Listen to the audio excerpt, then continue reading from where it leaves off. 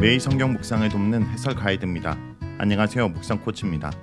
함께 읽고 나눌 말씀은 다니엘서 10장 1절에서 9절까지 말씀입니다. 다니엘은 바사왕 고레스 3년에 히데길 강가에서 큰 전쟁에 가는 환상을 봅니다.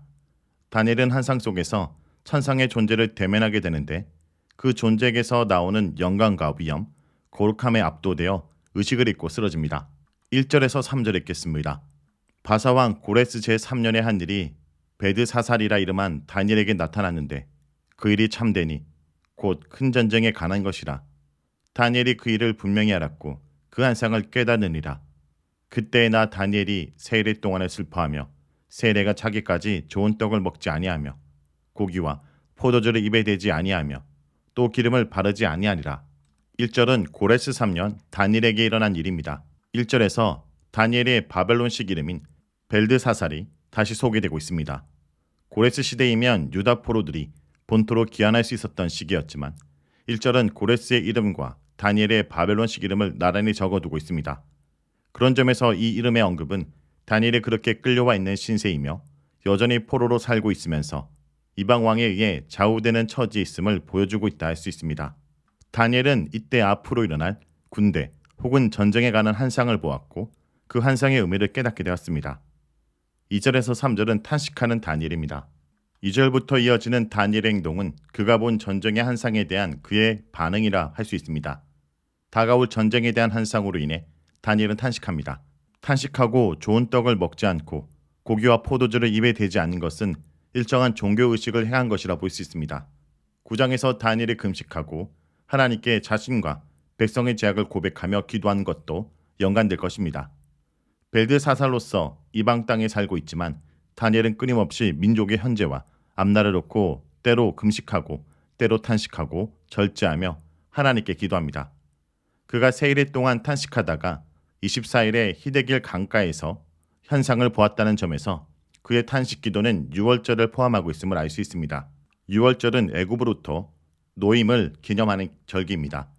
고레스 3년에 이스라엘이 바벨론 포로 생활로부터 돌아오기 시작한 때라 할 수 있다는 점에서 다니엘의 행동은 특별해 보입니다.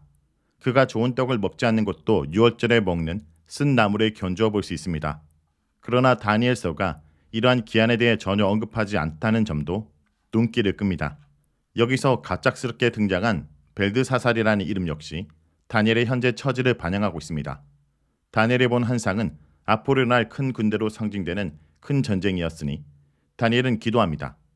출애굽하던 때 하나님께서 행하시던 놀라운 일을 기억하고 좋은 음식을 삼가고 탄식하며 하나님께 부르짖습니다.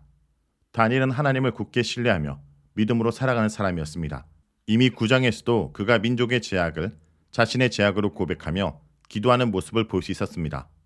아울러 10장에서도 앞으로 다가올 재앙으로 인해 탄식하며 부르짖는 다니엘의 모습을 볼 수 있습니다. 벨드사살이란 이름에 담긴 바 남의 땅에 포로로 끌려온 신세, 나라가 망하고 사라져버린 신세 가운데 다니엘은 기도합니다.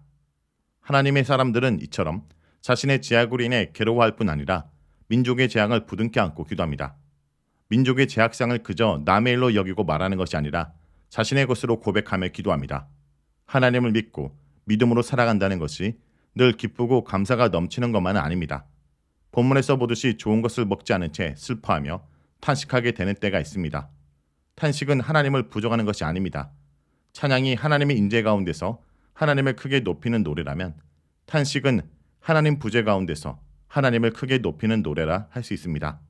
탄식은 앞이 잘 보이지 않고 고난과 환난이 우리를 기다리고 있을 때에도 하나님의 주권과 권능을 굳게 믿을 때 우리 입술에서 흘러나오는 고백입니다. 다니엘은 다가올 전쟁을 보며 탄식하였습니다. 4절은 히데겔의 강가의 다니엘의 모습입니다. 8장에서 다니엘은 을레 강변에서 환상을 보았고 이제 10장에서는 히데겔 강가에서 환상을 봅니다. 8장에서도 다루었지만 강 인근 지역은 사람들이 전착하며 살아가는 지역이었고 아마도 유대 포로들이 어려움을 겪으며 동원되던 지역일 수도 있습니다. 3주 동안 절제하고 상가며 탄식하던 다니엘의 발걸음이 히데겔 강가에 이르렀고 그곳에서 그는 하나님께서 보여주신 환상을 경험합니다. 민족을 인하여 애통하고 슬퍼하는 다니엘에게 하나님은 히데겔 강에서 역사하셨습니다. 다니엘서의 마지막 부분 역시 그렇게 강가에서 본 환상이란 점에서 다니엘서는 강가에서 경험하고 깨달은 말씀들이라고 표현할 수도 있습니다. 5절에서 6절은 강가에서 본 사람의 모습입니다. 다니엘에 본 사람은 세마포 옷을 입고 있었습니다. 세마포 옷을 입었다는 것은 제사장이라는 것을 상징한다 볼 수 있습니다. 한편 다윗도 세마포 옷을 입었고 하나님이 보낸 사자들이 세마포 옷을 입고 있는 것으로 표현되기도 합니다. 이 사람들이 제사장이라기보다는 세마포 옷을 통해 그의 거룩함과 구별됨을 나타내고 있다 볼 수 있을 것입니다. 이 사람은 또한 허리에 우바스 금으로 된 띠를 띠었습니다. 우바스의 금은 아주 잘 정련된 좋은 금을 나타낸다 할 수 있습니다. 그의 몸통은 항옥 같고 그의 얼굴은 번갯빛 같습니다. 항옥은 제사장 흉패에 부착하는 보석 가운데 하나이기도 하고 하나님의 동산을 장식했던 많은 보석들 가운데 하나이기도 합니다. 번갯빛 같은 얼굴은 온 세상을 단번에 두루볼 수 있음을 가리킬 수 있습니다. 번갯빛 같은 얼굴은 횃불 같은 눈과 더불어 빠르고 신속함을 보여줍니다. 그의 팔과 발은 잘 닦인 놋의 번쩍임과 같습니다. 잘 닦인 놋의 번쩍임은 에스겔에서 등장하는 생물을 가리키는 데도 쓰였습니다. 아마도 이 역시 매우 신속하게 이동 가능하다는 것을 표현하고 있다 볼 수 있습니다. 이 사람의 말소리는 무리의 말소리 같습니다. 이사야서에서 한 구절은 이러한 무리의 말소리를 인하여 열방이 무서워 도망쳤다고 전하고 있습니다. 다니엘서 2장에서 다룬 느부갓네살의 한상에서도 커다란 신상이 등장합니다. 그 신상은 얼굴의 자세한 윤곽에 대해 아무것도 알려지지 않았으며 말할 수 없는 것이었는데 비해 다니엘이 본 존재는 얼굴과 눈, 입이 묘사되었고 이 존재가 하는 말소리 역시 웅장하였다 볼 수 있습니다. 이 존재는 볼 줄 알며 말할 수 있습니다. 말할 수 있으니 이제 다니엘에게 하나님의 뜻을 알게 할 것입니다. 7절에서 9절은 홀로 한상을 보고 죽은 듯 잠든 다니엘의 모습입니다. 한상을 본 다니엘은 쓰러졌습니다. 특이하게도 이 한상은 다니엘만 목격했습니다. 당시에 다니엘과 많은 무리들이 함께 히데겔 강가에 있었지만 다니엘만이 하나님이 보이신 한상을 보았습니다. 다른 이들 역시 그곳에서 일어난 특별한 상황에 대한 인식과 느낌이 있었지만 자세한 것은 볼 수 없었던 것 같습니다. 도리어 그 상황으로 인해 두려움이 그들을 덮쳤고 그들은 떨면서 도망쳤습니다. 하나님의 행하심을 보지 못하고 듣지 못하니 도리어 하나님의 임재가 두려움의 대상이 되어버렸고 마침내는 그 현장에서 도망쳐버리게 됩니다. 함께 그 자리에 있었다고 하여 모두가 같은 것을 경험하지 못합니다. 물론 이러한 한상을 하나님께서 다니엘에게만 보여주신 거기도 하겠지만 다니엘이 그렇게 민족을 생각하고 다가올 일을 생각하며 탄식하고 기도했다는 점과도 연결될 것입니다.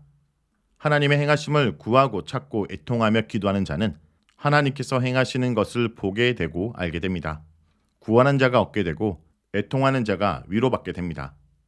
다니엘 홀로 한상을 보았습니다. 그로 인해 그의 몸에서는 힘이 쭉 빠졌습니다.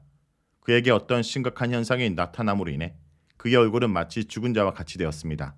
자, 여기까지가 다니엘서 10장 1절에서 9절까지 말씀입니다. 오늘 말씀을 통해 우리는 무엇을 묵상하고 적용해야 할까요? 민족의 고통에 민감해하며 공동체의 아픔을 동참하는 그리스도인이 되어야 합니다. 다니엘은 세일의 동안 근심하며 음식을 절제하는 중이었습니다. 그렇게 한 때가 첫째 달이었던 것으로 보아 6월절을 지키고 있었던 것으로 보입니다. 6월절은 애굽왕 바로의 압제에서 구원받은 날을 기념하는 절기입니다. 다니엘은 포로로 유배되어 있는 민족의 현실에 마주하여 큰 슬픔 가운데 다시 한번 이스라엘에 회복되어 약속 땅에 들어가는 구원을 소망하고 있었습니다. 다니엘의 슬픔은 개인적 슬픔만이 아니라 무너진 예루살렘을 한탄하는 큰 슬픔인 것입니다. 개인적으로 다니엘은 피정복민으로서 당시 초연료 국가인 바벨론과 페르시아에서 출세한 사람입니다. 하지만 개인적 성공이 민족의 구원을 염원하는 갈증을 채울 수 없었기에 다니엘은 큰 슬픔을 품고 절식하며 이스라엘의 구원을 바라고 있는 것입니다. 성도 여러분, 혹시 우리는 물질적 축복과 세속적인 성공을 향한 개인적 신앙에만 매달리고 있는 것은 아닙니까?